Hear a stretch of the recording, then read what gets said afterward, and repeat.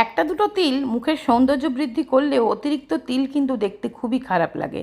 তো তিল একবারেই উঠে যাবে, তার জন্য নিয়েছি 1 চুটকি চুন আর 1 চুটকি ডিটারজেন্ট, যে কোনো ডিটারজেন্ট। আমি এখানে সানলাইট ব্যবহার করেছি, তোমরা যে কোনো ডিটারজেন্ট ব্যবহার করতে পারো।